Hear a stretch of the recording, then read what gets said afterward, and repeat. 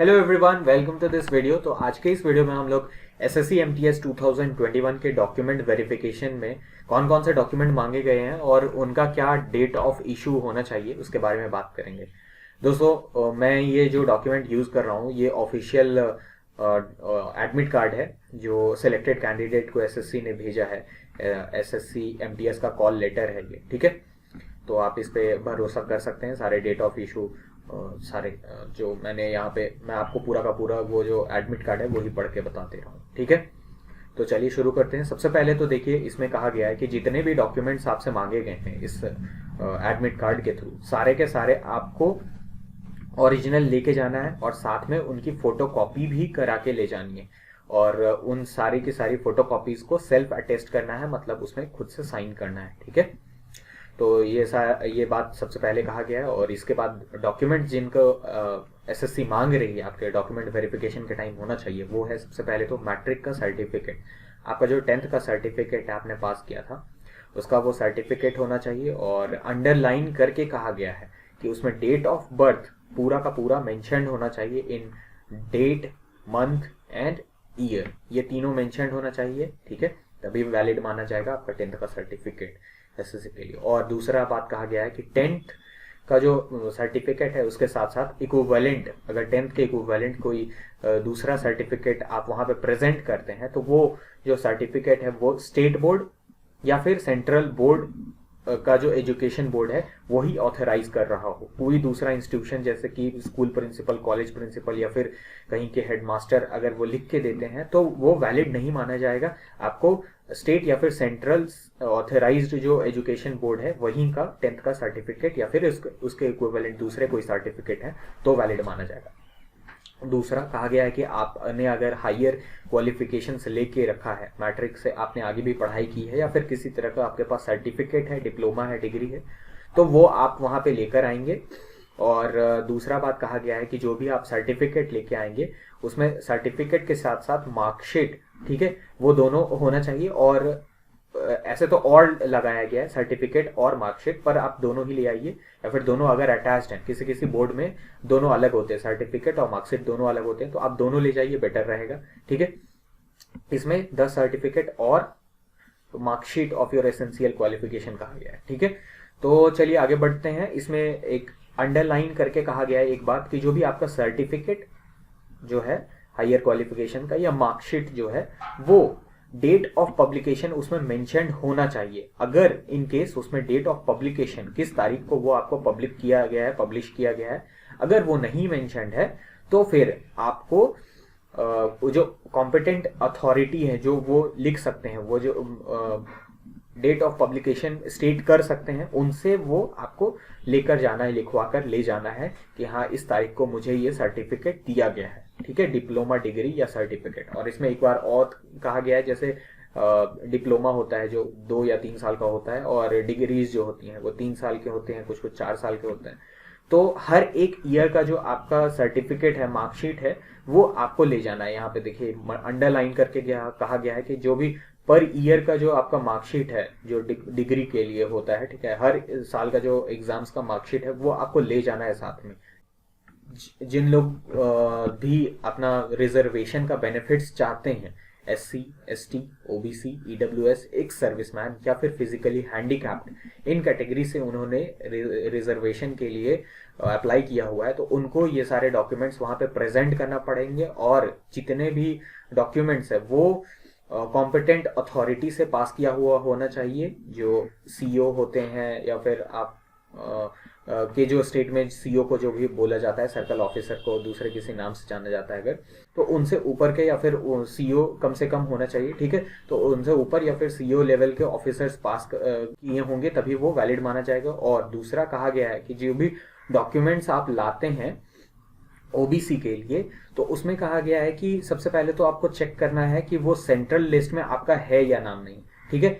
आपका जो स्टेट है उसके लिए सेंट्रल लिस्ट में आपका जो ओबीसी का कास्ट है उस आपके सेंट्रल लिस्ट में आपका स्टेट के लिए वो आपका कास्ट है या नहीं। अगर नहीं है, इन केस नहीं है, तो फिर आपको यूआर से डाल दिया जाएगा, अनरिजर्व्ड से डाल दिया जाएगा, ठीक है। तो आपके जो भी एज का जो क्राइटेरिया है और जो दूसरे क्राइटेरिया हैं जैसे कि मार्क्स, ठीक है, यूआर के कैंडिडेट्स जैसा आपको ट्रीट किया जाएगा। और दूसरा कहा गया है कि ओबीसी जो भी आप रिजर्वेशन चाहते हैं उसके लिए आपको नॉन क्रीमी लेयर से होना चाहिए। अगर आप क्रीमी लेयर से हैं तो फिर आपको रिजर्वेशन का बेनिफिट्स नहीं मिलेगा। और दूसरा कहा गया है कि जो डेट ऑफ इशू है या फिर जो आप कह सकते हैं क्रूशल डेट है, ठीक है, वो 30 अप्रैल 2022 को माना गया है। तो इसके रेफरेंस में आप जो भी डॉक्यूमेंट्स लाएंगे इसके रेफरेंस में होना चाहिए, ठीक है। आगे बढ़ते हैं और इसमें कहा गया है दूसरा बात कि अगर आप कोई भी डॉक्यूमेंट्स जो ऊपर दिए गए हैं रिजर्वेशन के लिए अगर आप सही से प्रेजेंट नहीं कर पाते हैं तो फिर आपको प्रोविजनल माना जाएगा, आपके कैंडिडेचर को प्रोविजनल माना जाएगा, ठीक है, जब तक आपका डॉक्यूमेंट का जो वेरासिटी है वो कंफर्म नहीं कर लिया जाता है, ठीक है, अथॉरिटी से, ठीक है।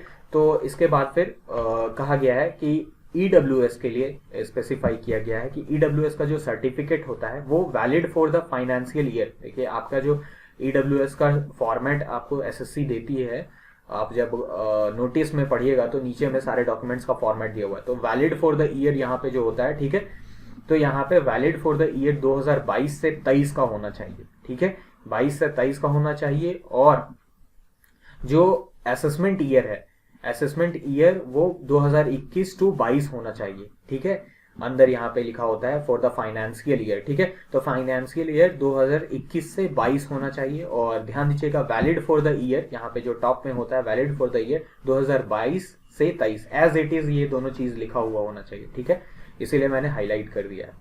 अगर इन केस सिर्फ वैलिड फॉर द ईयर 2020 या फिर 2021 लिखा हुआ है या फिर 2022 लिखा हुआ है तो उसे इनवैलिड माना जाएगा, एक्सेप्ट नहीं किया जाएगा, ठीक है, आपको प्रोविजनल में डाल दिया जाएगा। फिर से आपको ये डॉक्यूमेंट जो है ईडब्ल्यूएस का बनवा के ले जाना पड़ेगा इसी फॉर्मेट में कि valid for the year 2022 to 23 ऐसा लिखा हुआ होना चाहिए, ठीक है। और साथ ही में मैं बता दूं दोस्तों कि आप एग्जाम क्लस्टर का सुपर स्कॉलरशिप टेस्ट में पार्टिसिपेट कर सकते हैं। 27 और 28 फरवरी को यह टेस्ट होने वाले हैं। बस 10 क्वेश्चन जनरल अवेयरनेस, इंग्लिश और रीजनिंग के आएंगे। और अगर आप इसमें रैंक 1 to 10 लाते हैं तो आपको मिलेगा फ्लैट 90% का scholarship on our general awareness course. और अगर आप रैंक 11 to 30 लाते हैं तो 50% स्कॉलरशिप। और जितने भी पार्टिसिपेंट हैं उन सभी को 20% स्कॉलरशिप मिलेगा हमारा कंप्लीट जनरल अवेयरनेस के कोर्स के ऊपर। तो जाइए अभी और डाउनलोड करिए ये ऐप। 27 और 28 फरवरी को ये आपको टेस्ट देना है और आपको ये सारे स्कॉलरशिप जीतने का मौका मिल सकता है। तो आगे बढ़ते हैं अपने वीडियो पर। चलिए आगे बढ़ते हैं और अब देखते हैं कि एक सर्विसमैन के लिए, अगर आप एक सर्विसमैन कैटेगरी से हैं तो आपको क्या क्या ले जाना होगा। तो देखिए एक सर्विसमैन के लिए जो आपका डिस्चार्ज बुक है, ठीक है, तो वो आपको ले जाना पड़ेगा, कंप्लीट डिस्चार्ज बुक। और दूसरा कि आपको अपने जो आप कहाँ जहाँ पे एम्प्लॉय थे वहाँ से आपको नो ऑब्जेक्शन सर्टिफिकेट ये ले जाना पड़ेगा, प्रेजेंट करना पड़ेगा आपको डीवी में, डिफेंस में थे या फिर बीएसएफ में थे और आप डिसेबल्ड हैं और डिसेबल्ड कैटेगरी से आप बेनिफिट्स चाहते हैं तो आपको कॉम्पिटेंट अथॉरिटी से वो डॉक्यूमेंट जो है सर्टिफिकेट बना के ले जाना पड़ेगा, ठीक है। आगे बढ़ते हैं और यहाँ पे देखिए जो आइडेंटिटी कार्ड प्रेजेंट करने के लिए कहा गया है उसमें वैलिड डॉक्यूमेंट्स जो माने जाएंगे वो है voter card, driving licence, pan card, passport, Aadhaar card, जो आपका ई आधार कार्ड होता है वो भी वैलिड माना जाएगा। और आईडी कार्ड्स जो स्कूल या फिर कॉलेज प्रेजेंट करते हैं वो भी वैलिड माना जाएगा। और इसके साथ साथ एम्प्लॉयर आईडी जो आपका स्टेट गवर्नमेंट या फिर जो सेंट्रल गवर्नमेंट इशू करती है या फिर पीएसयूज जो हैं जैसे कि एनटीपीसी हैं, ओएनजीसी हैं, वो सब जो इशू करती हैं वो भी वैलिड माना जाएगा।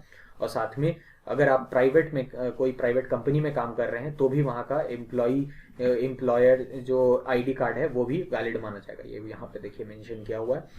चलिए आगे बढ़ते हैं और अब हम बात करेंगे कि इसके साथ साथ 3 पासपोर्ट साइज फोटोग्राफ, ठीक है, ये भी आपको ले जाना है, 3 फोटोग्राफ, ध्यान रखिएगा। और इसके साथ साथ कहा गया है कि इन जो ऊपर दिए गए जितने भी डॉक्यूमेंट्स आपको मैंने बताए हैं अभी, उन सभी का फोटोकॉपी और ओरिजिनल अगर आप नहीं ले जाते हैं तो आपका कैंडिडेचर जो है वो considered will not be considered for further stages. अगर आप इन ऊपर के डॉक्यूमेंट्स को प्रेजेंट नहीं कर पाते हैं तो आपको आगे कंसिडर नहीं किया जाएगा आपके कैंडिडेचर को, ठीक है। तो आपको ये सारे डॉक्यूमेंट्स ले जाना है, इसके बारे में हाईलाइट करके एसएससी कह रही है। और इसके बाद फिर इसमें कहा गया है कि जितने भी एक्सपेंसेस जो होंगे, आपके खर्च होंगे आने जाने का और वहाँ पे रहने का, ठीक है, आपका जो डिपार्टमेंट में रहने के लिए आपको अगर उससे पहले एक दिन आपको ठहरना पड़ता है तो किसी तरह का भी जो एक्सपेंस है वो एसएससी पे नहीं करेगी, वो आपको खुद को करना है। और इसके साथ साथ कहा गया है कि अगर आप अपना एड्रेस जो है वो चेंज करते हैं तो वो भी आपको यहाँ पे बताना पड़ेगा, ठीक है। आई होप ये वीडियो आपके लिए हेल्पफुल रहा होगा। अगर ये वीडियो आपके लिए हेल्पफुल था तो प्लीज़ लाइक दिस वीडियो। और साथ ही में मैं बता दूं कि आप 27 और 28 फरवरी को पार्टिसिपेट करके आप 90% तक स्कॉलरशिप पा सकते हैं। तो अभी जाइए पार्टिसिपेट करिए, बस आधा घंटा का टेस्ट है, तो go and download the app now.